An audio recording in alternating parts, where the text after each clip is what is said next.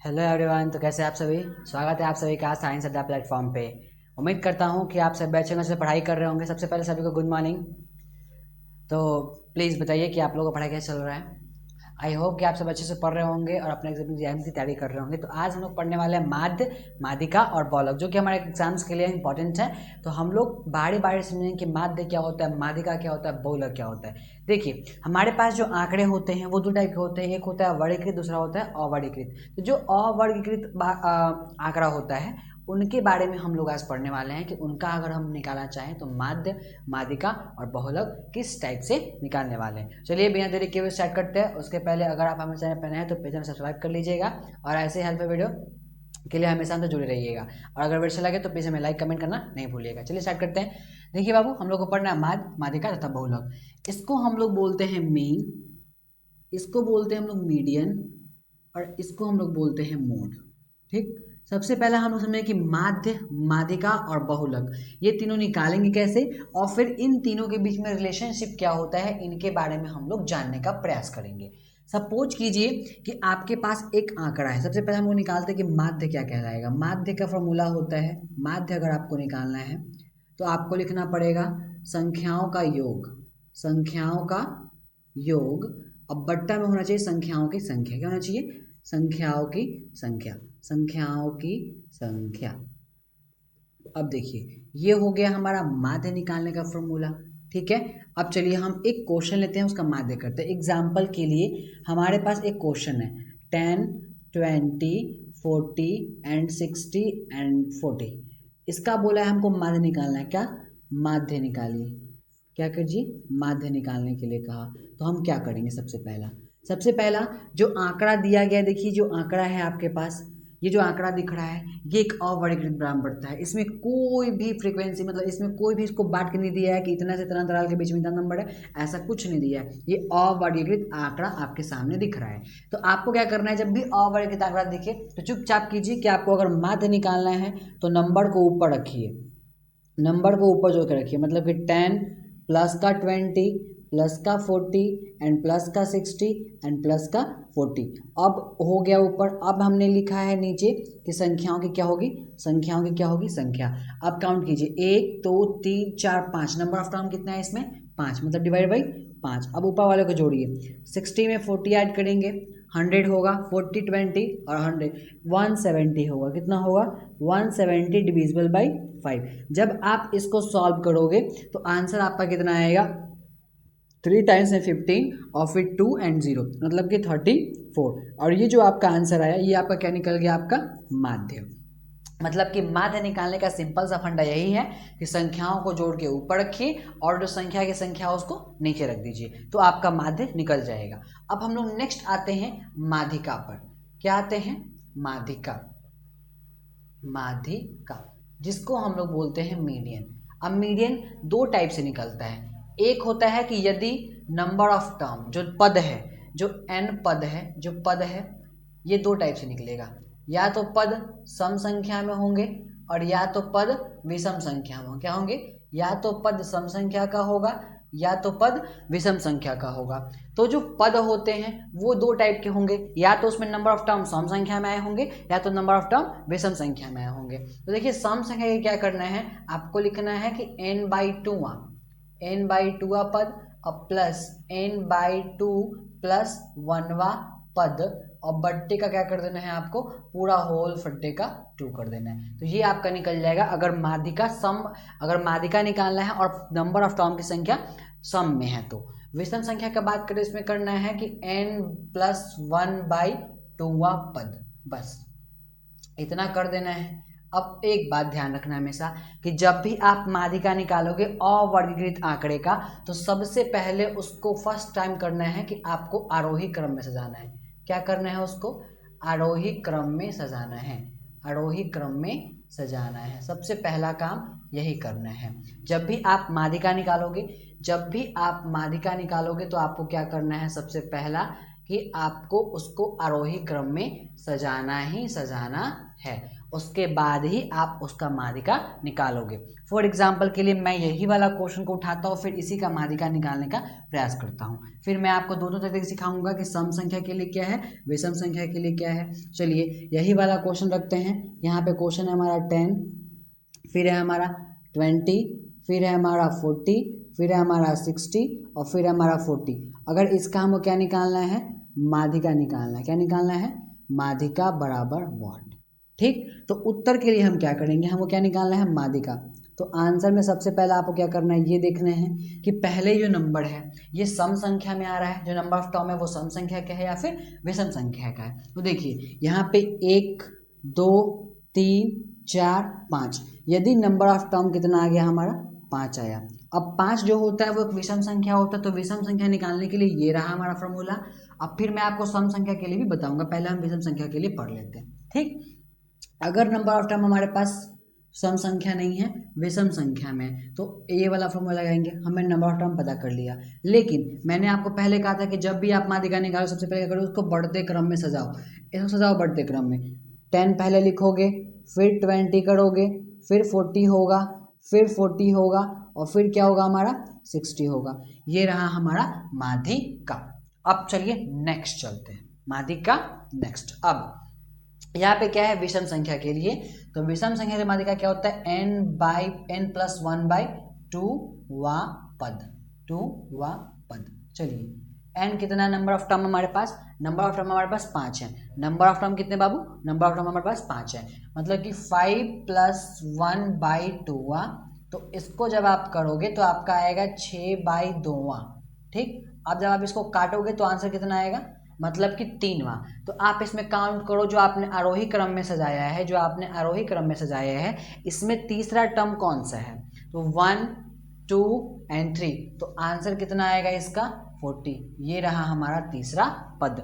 ये हो गया हमारा विषम संख्या के लिए। अब हम लोग समझते हैं कि यदि माध्यिका निकालना है और नंबर ऑफ टर्म सम संख्या में है तो हम कैसे उसको निकालेंगे। मैं पहले आपको लॉन्ग मेथड सिखाऊंगा, फिर आपको सिखाऊंगा कि शॉर्ट में आप कैसे निकाल सकते हो। तो सपोज कैसे, यहाँ पे देखो माध्यिका यहाँ पे दी गई थी। सबसे पहले क्या करना है, अगर आपको आंकड़ा दिया उसमें आपको माध्यिका निकालना है तो नॉर्मल पहले आप उसको सजा लो। सजाने के बाद आप उसको 2 बराबर भाग में बांटो कि कोई नंबर है उसके लेफ्ट में भी उतना बचना चाहिए और फिर राइट में। देखो यहाँ पे मैंने इसको सजाया, लेफ्ट में भी उतना ही, राइट में भी उतना ही, मतलब जो 40 है वो बीचों बीच का है, लेफ्ट में भी 2 है, राइट में भी उसके 2 है। तो जो बीचों बीच का आता है उसको क्या बोलते हैं, माध्यिका। माध्यिका मतलब जो बीचों बीच का आएगा वही क्या कहलाएगा, हमारा माध्यिका, जो कि हमारा आंसर 40 है। ठीक है, तो ये आप ऐसे शॉर्ट टर्म में भी आप उसको कर सकते हो। चलिए अब हम लोग आते हैं सम संख्या के लिए। अगर हम मान लेते हैं सम संख्या दिया हमारा, देखिए अगर सम संख्या आ जाए तो क्वेश्चन सपोज कीजिए यहाँ पे 4 है और यहाँ पे हमारा 2 है, 3 है और यहाँ पे हमारा 9 है, और ये क्वेश्चन था हमको क्या निकालना है, माध्यिका निकालना है। पहले इसको आंसर यहाँ लिख देते हैं कि इसका आंसर 40 आया था। ठीक, चलिए अब हमको इसका निकालना है कि इसका माध्यिका क्या होगा, क्या होगा हमारा माध्यिका क्या होगा। अभी हमने आपको बताया कि जब भी आप माध्यिका निकालोगे आप चेक करोगे कि वो बढ़ते क्रम में है या फिर नहीं। चलिए स्टार्ट करते हैं। जब आप इसको बढ़ते क्रम में लिखोगे आंसर, जब आप इसको बढ़ते क्रम में लिखोगे तो आप देख सकते हो कि 2 होगा, 3 होगा, 4 होगा एंड 9 होगा। अब जो आपने लिखा है इसमें नंबर ऑफ टर्म कितने हैं, नंबर ऑफ टर्म 1 2 3 एंड 4, मतलब कि 4 है।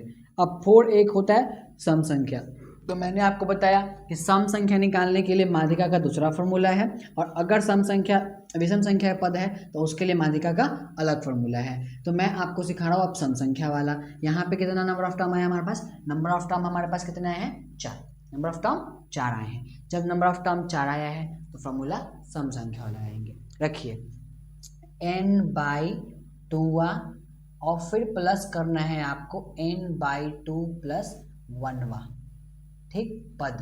अब बट्टे का क्या करना है, आपको 2 लिखना है। जब आप यहाँ पे करोगे तो n/2 मतलब कि 4/2, मतलब कि आपको आएगा 2वां, ठीक, और यहाँ पे 2 + 1 मतलब कि 3वां। अब बट्टे का 2। अब आप चेक करो कि आपने जो आरोही क्रम में सजाया है उसमें दूसरा पद कौन सा है और फिर तीसरा पद कौन सा है। जब आप ऐसा करोगे, देखो दूसरा पद आपका है यहाँ पे 3 और तीसरा पद है आपका 4। अब इन दोनों को जोड़ के आप डिवाइड दोगे तो आंसर आएगा 7/2। अब आप इसको डिवाइड दोगे तो 3.5, जो कि आपकी निकली माध्यिका। तो मैंने आपको सिखाया कि माध्यिका अगर निकालना होगा जो कि अवर्गीकृत अगर आंकड़ा है हमारा, तो उसको हम दो टाइप से निकालते हैं, नंबर ऑफ टर्म यदि सम है तो अलग, और नंबर ऑफ टर्म अगर विषम है तो अलग। और मैंने आपको दो तरीका सिखाया कि अगर माध्यिका निकालना है तो सबसे पहले उसको आरोही क्रम में सजाना है, सम संख्या के लिए अलग, विषम संख्या के लिए अलग। कोई दिक्कत किसी को? अगर कोई दिक्कत है तो प्लीज कमेंट कीजिएगा, ठीक है। चलिए, तो हमने आपको सिखाया कि माध्य क्या होता है, माध्यिका क्या होती है। तो माध्य क्या होता है कि जो नंबर है उस सबको जोड़ के जितना नंबर आया है उनसे डिवाइड दीजिए, मतलब कि संख्याओं का योग बटा संख्याओं की संख्या। तो हम माध्य निकाल लेंगे, माध्यिका निकाल लेंगे। तो अब हम लोग नेक्स्ट टॉपिक पे चलते हैं जहाँ पे हम लोग को पढ़ना है बहुलक, और एक टॉपिक आपका छूट जा रहा है परिसर। परिसर भी कभी कभी एग्जाम में पूछ लेता है, तो मैं आपको बता दूंगा कि परिसर क्या होता है, उच्च सीमा क्या होती है, निम्न सीमा क्या होता है, ये हम लोग पढ़ेंगे वर्गीकृत में। तो मैं आपको केवल परिसर के बारे में इसमें बच्चे बता दूंगी, क्योंकि मैंने आपको बताया कि मैं आपको आज अवर्गीकृत आंकड़ा का माध्य, माध्यिका और बहुलक सिखा रहा हूँ। नेक्स्ट क्लास में मैं आपको वर्गीकृत आंकड़ा का आपको सिखाऊंगा माध्य, माध्यिका और बहुलक निकालना। कोई दिक्कत नहीं ना? चलिए, तो मैं अब आपको सिखाने वाला हूँ बहुलक। देखिए, बीच बीच में ऐसे बात चलनी चाहिए, जहाँ पे आपको समझ में नहीं है वहाँ पे आप हमसे पूछ सकते हो, ठीक है। चलो, अब आते हैं बहुलक। जब आप बहुलक का बात करते हो तो बहुलक में क्या होता है, बहुलक का सिंपल सा फंडा है, जो अंक या फिर जो भी वस्तु, जो भी अंक, जो अंक नंबर, जो अंक या फिर वस्तु आंकड़े में सबसे बार आया हो, सबसे ज़्यादा बार आया हो, आंकड़े में सबसे ज़्यादा बार आया हो, सबसे ज़्यादा बार आया हो। अब देखो बाबू, जब आप ऐसा करते हो तो मैंने आपको कहा कि जब आप बहुलक निकालोगे, जब आप बहुलक निकालने को चलोगे तो बहुलक का सिंपल सा फंडा यही है कि आपको क्या करना है, आपको करना बस इतना है कि जो सबसे ज़्यादा बार आया है वही आपका बहुलक होने वाला है। बहुलक कहने का मतलब क्या है, जो सबसे ज़्यादा बार रिपीट हो, जो सबसे ज़्यादा पावर है जिसके पास, वही क्या होगा, हमारा बहुलक होगा। फॉर एग्जाम्पल के लिए मैं आपको दिखा रहा हूँ, यही देखिए, यहाँ पे मैंने इसी आंकड़े का माध्य निकाला, यहाँ पे मैंने इसी आंकड़े का माध्यिका निकाला है। अब यहाँ पे मैं उसी आंकड़े का बहुलक निकाल के दिखाता हूँ। जैसे देखिए, एग्जाम्पल के लिए क्वेश्चन वही लेते हैं हम लोग, फिर से वही क्वेश्चन लेते हैं ताकि आपको समझ में आए।